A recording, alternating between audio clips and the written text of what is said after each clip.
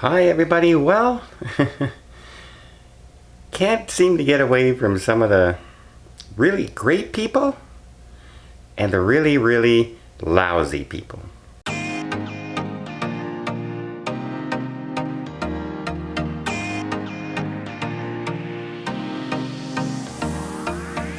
So when I start to tell you this story of something that happened in Florida, not to myself, but it's in some of the papers down here, it'll just show you that there are always good people and bad people. And when I start telling you this story, you're going to say, well, this sounds like a really good story.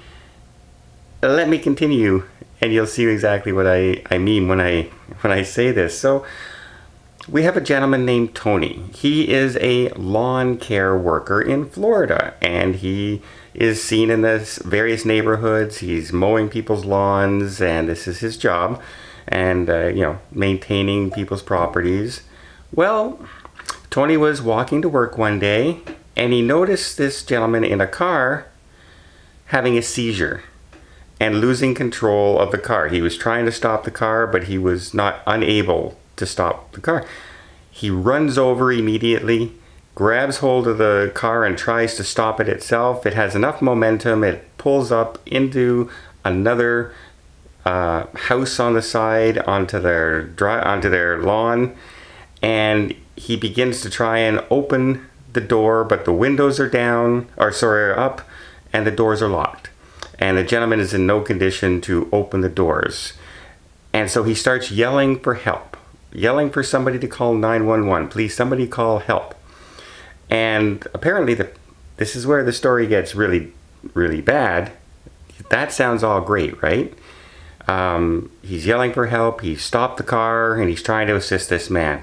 Great hero. Way to go. And he's yelling for help. And the people who own the house that the car stopped on comes out and says, "Get that car off my lawn." And he's saying, the man's in trouble, he's having a heart attack or something, please call 911. And instead of calling 911, what they do is say, get him off our lawn, have him die somewhere else. That's right. There's actually garbage human beings out there like that. Can you believe? You're not even trying to assist somebody. Somebody just asks you to call 911 because somebody's having some sort of ailment in front of you. And you tell them to go die somewhere else. Well, I don't wish that on anybody, but I'm really close to wishing that on those people. Those people are garbage human beings. Absolute garbage human. If you're watching this, I hope you're watching this, you're a garbage human being. There, I got that part out of my way. But on to the good guy. He happened to start recognizing the gentleman in the car, ran to the house, got his wife, they called 911, paramedics showed up, got the man to hospital. The man is doing fine and is extremely grateful. Him and his wife have called Tony and talked to him. I think the gentleman's name is Tony. And basically he saved his life. He saved his life. Thank God it wasn't up to the people who own that house, because the man would have died on their doorstep.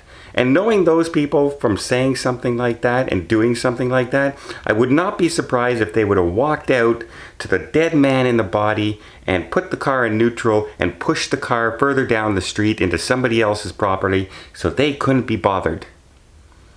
That's how are you that bad of a person to do something like that? It flabbergasts me when I read stories like this. And this isn't just made up on Facebook. This is a report from the sheriff's office of what happened. So it's not like, oh yeah, somebody just exaggerating. No, this is the sheriff's report that came through on the actual incident. So yeah, thankfully the man's okay. Thankfully this man, the lawn worker on his way to work, I think his name is Tony, is a great guy and a true hero. And the people who would live in that house, I could care less that anything happens to them ever in the future.